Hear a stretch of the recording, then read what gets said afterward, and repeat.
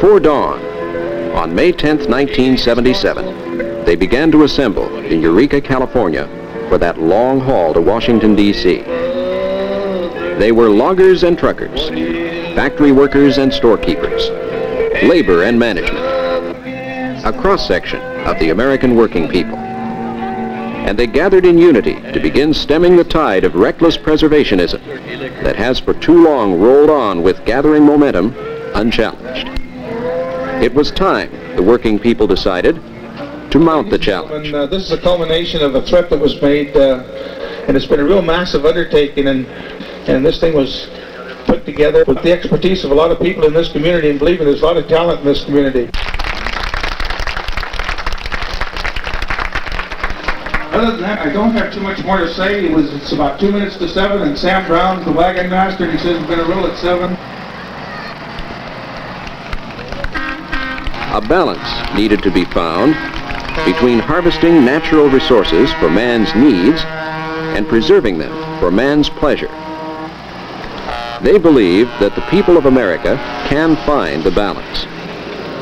They're going with their trucks to talk to America.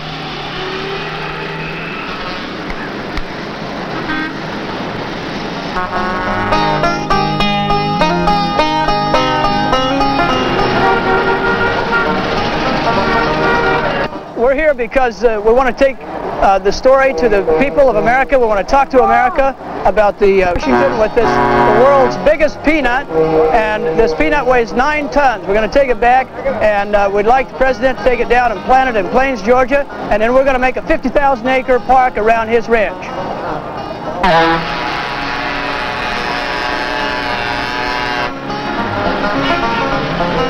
The people who make their living in the woods recognize the need to preserve enough of our wilderness for future generations. At the same time, it must be recognized that trees are a renewable natural resource. Harvesting trees does not mean destruction of wilderness, because today both the public and private forest lands are managed as cropland. For each tree harvested, a dozen are planted.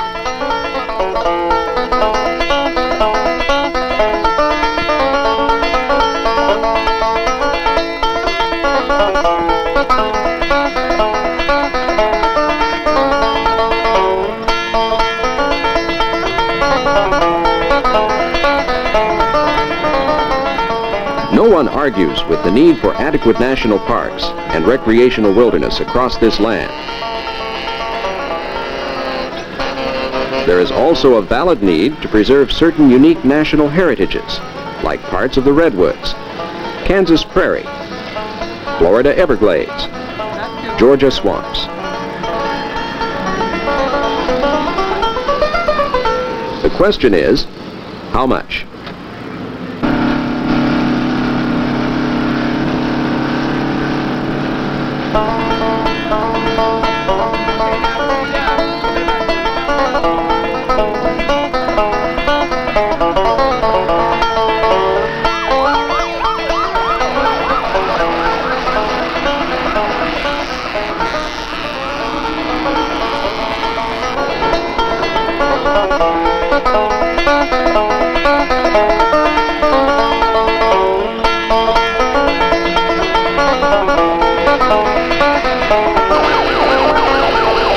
Alaska's participation is this because we have similar problems to the Redwood area, where they're taking land and putting it into single-use classification that doesn't, in order to fight the people who would put it into wilderness and take it away from any developable uses.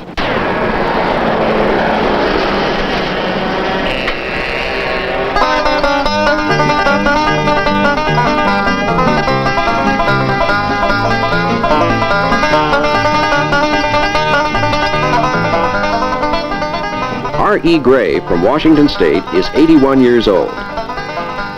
Why does an 81-year-old man drive a Mack truck with 25 tons of logs across the mountains and prairies to Washington, D.C.? Because he thought they've gone too far. He and 25 other drivers, and thousands more whose hearts went rolling with them across this great land of ours.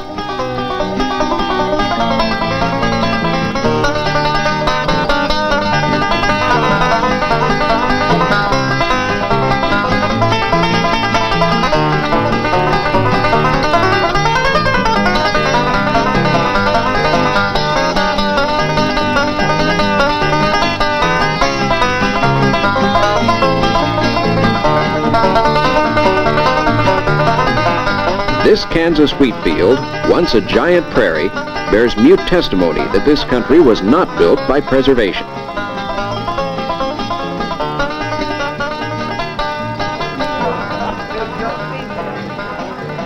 Suddenly, the convoy was more than 2/3 of the way there. Well, it's been a very eventful trip thus far, and it's really a pleasure to be in the beautiful state of Illinois, particularly in Chicago. Please stand by with this inspection. And when we come back 50 years from now... Friendly crowds continue to greet the loggers. It'll be that big. Okay, thank you.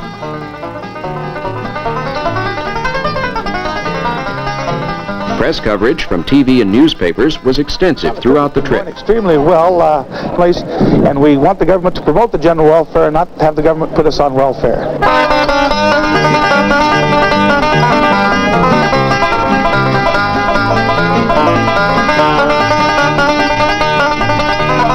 Slowly, the wide open spaces of the plains give way to the congested industrial east. The convoy pushes on through heavy traffic.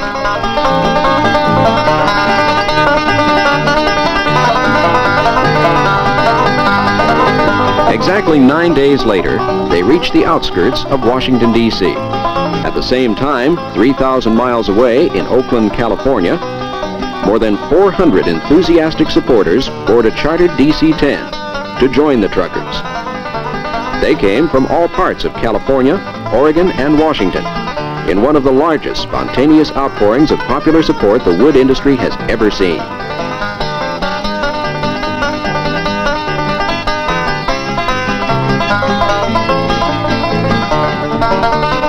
On the appointed day at the appointed hour, the loggers crossed the Potomac and entered Washington, D.C.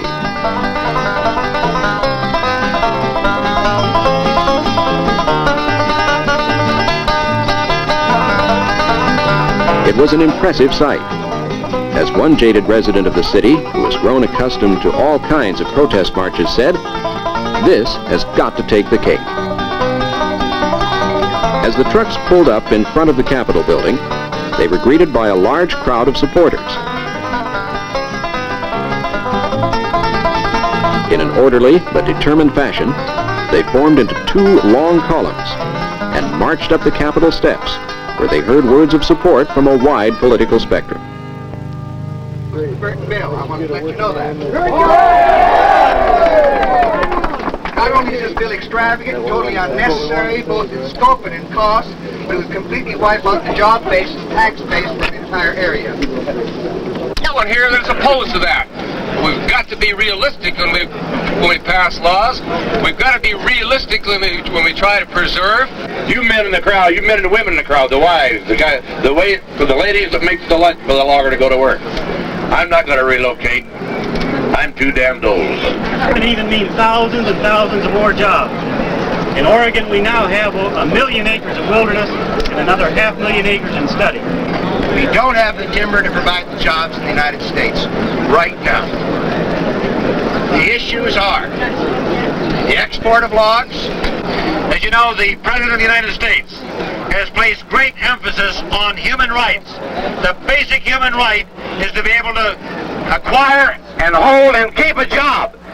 Our slogan is, don't park our jobs. Don't park our jobs. Don't park our jobs. Don't park our jobs. All right, let's get on to it. Get on to it.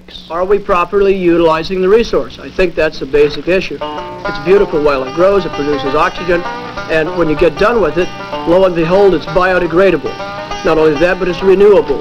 The timber companies have widened their efforts to establish long-term forest management programs. Tree nurseries like this one put out millions of new redwoods annually. Silviculture specialists are constantly experimenting with new strains that grow faster and better. Seed farms like this guarantee the existence of redwoods for future generations. This is a 10-year-old redwood on a hillside that was logged 11 years ago. The coast redwood is the fastest growing conifer in North America. This is a 30-year-old stand.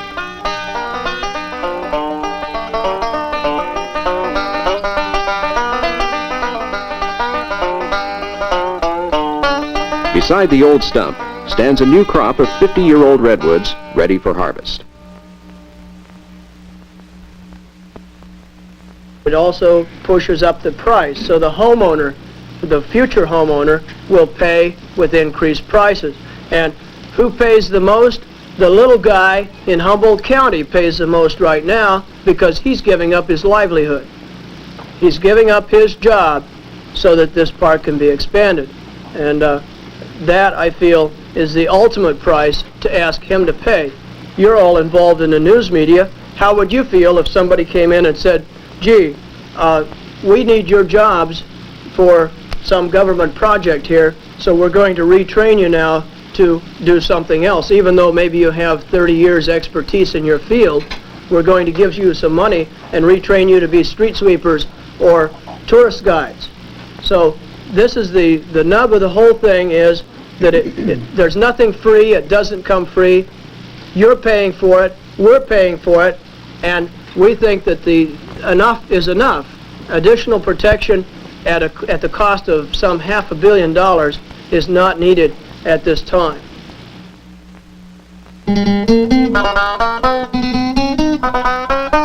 Secretary Bob Herbst. Hi, how are you? Nice to meet you. Scott Burnett with the White House staff.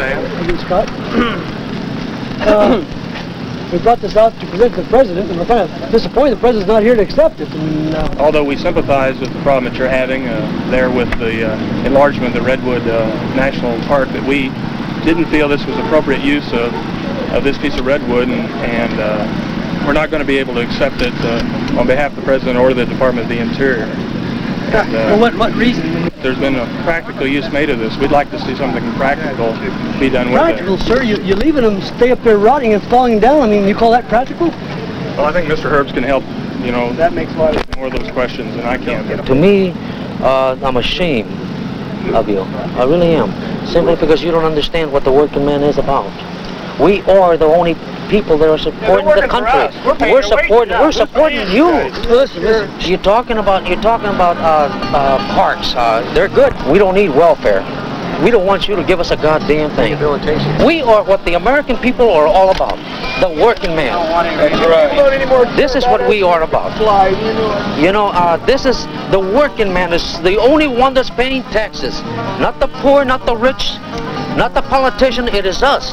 So please listen. That's all I wanted to say, is listen to the working man. I think we're ready to listen. Okay, look. We have a difference of opinion than you do, and we want to listen. That's why we're glad that you're here. Thank you. Don't step on the working man. Not only in California, but all over the country, because we care about you.